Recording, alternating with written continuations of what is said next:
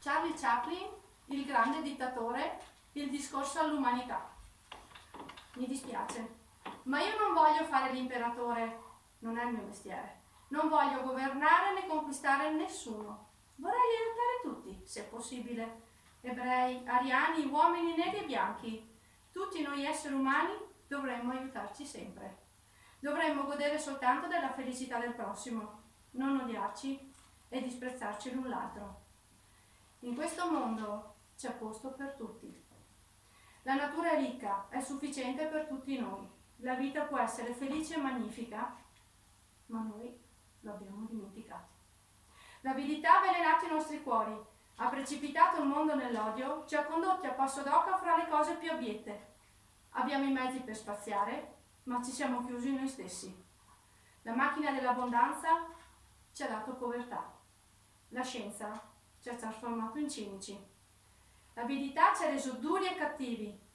Pensiamo troppo e sentiamo poco. Più che macchinari ci serve umanità, più che abilità ci serve bontà e gentilezza.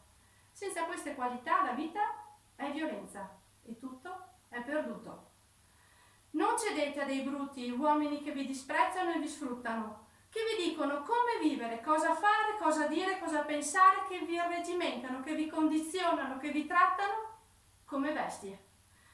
Non vi consegnate a questa gente senza un'anima, uomini macchina, con macchine al posto del cervello e del cuore. Voi non siete macchine, voi non siete bestie, voi siete uomini. Voi avete l'amore dell'umanità nel cuore, voi non odiate. Coloro che odiano sono quelli che non hanno l'amore altrui. Non difendete la schiavitù, ma la libertà.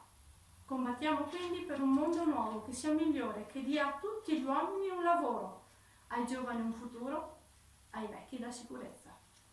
Combattiamo per mantenere quelle promesse, combattiamo per liberare il mondo, eliminando i confini e barriere, eliminando l'avidità, l'odio e l'intolleranza.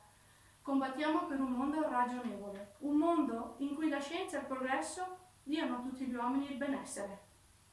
Anna, puoi sentirmi?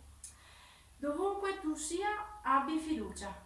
Guarda in alto, Anna, le nuvole si diradano e comincia a splendere il sole.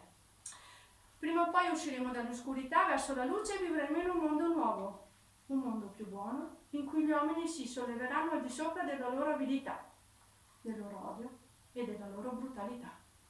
Guarda in alto, Anna, l'animo umano troverà le sue ali e finalmente comincerà a volare sull'arcobaleno verso la luce della speranza, verso il futuro. Il glorioso futuro che appartiene a me, che appartiene a te, che appartiene a tutti noi. Guarda in alto, Anna, lassù.